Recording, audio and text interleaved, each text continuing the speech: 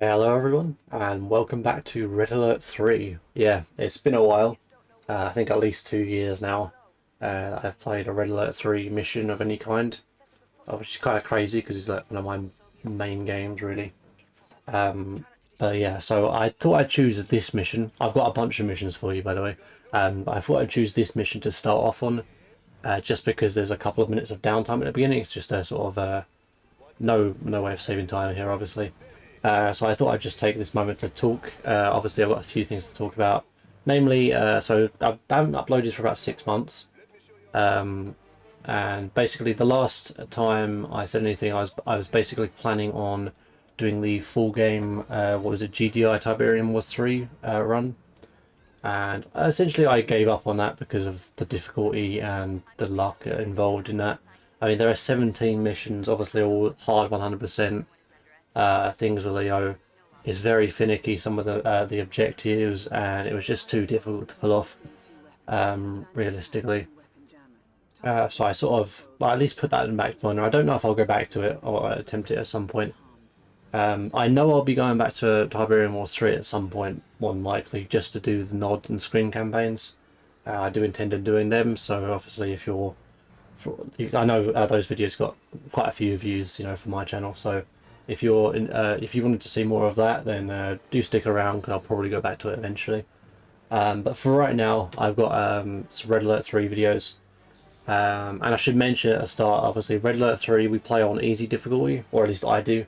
While there are hard categories for the missions here, the main reason I just played on easy difficulty and always have done is because the campaigns, there's no separation between easy, medium, hard for the full game runs, and that's sort of why I've became sort of the easy mode player. For Red Alert 3, that isn't as big a deal as it is on something like Tiberium Wars. You do generally start with less money, and the enemy generally builds fewer units, or they build units less quickly. That's sort of the main differences. Sometimes they'll have a few extra defenses, but it's not as much of a difference as, say, Tiberium Wars 3, where everything I think is scaled up a lot more when you're playing on the higher difficulties. So that's sort of why I play on easy, and the differences there. But yeah, anyway, getting to the actual mission here. And I say I've been getting these times up over the last like 2-ish months, and yeah, I think I'm pretty happy with how many the times I've got here. I've got a bunch of world records, obviously. Some of them I didn't own, some of them I've just improved, and some of them I've taken back from other players. So we got a bunch of stuff here for you.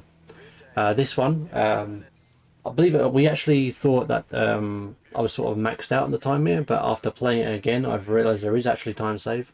So the way this mission works is that the Iron Curtain, essentially in the base of the top right, like the final bit, obviously the Iron Curtain is continuously on, so you can't go up there until the Iron Curtain is destroyed.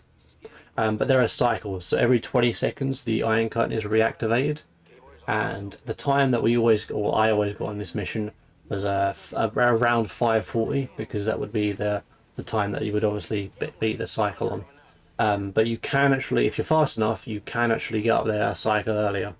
I think we do it like 2 cycles earlier than that on when we were doing the co-op run. But I've managed to do it just one cycle earlier on single player. And yeah, I've got a nice little strategy lined up here. So you got to be fast, obviously. You got to be very fast. And I think part of all these improvements is just I think my skill going up, a little bit as I've got better at sort of speed running. So obviously it has been a couple of years as well. So hopefully I've improved, and I think that's going to show here a lot. So obviously going in here, make sure you take it out of the barracks immediately, because it does unfreeze pretty quickly. And yeah, obviously the spy, we're still using the same strategy and everything. You get the spy in the super reactor, and that brings down the power here, obviously. And we want to focus the Iron Curtain. This actually went really well. I mean, the ally done pretty much what they were supposed to do. We're getting the Iron Curtain taken out pretty quickly here. Almost lose the Riptide, but that's, we get it up there in time. And the thing is, the thing that actually loses me a couple of seconds here is just the fact that I got up here so quickly, because I beat the cycle by so much that doesn't usually happen.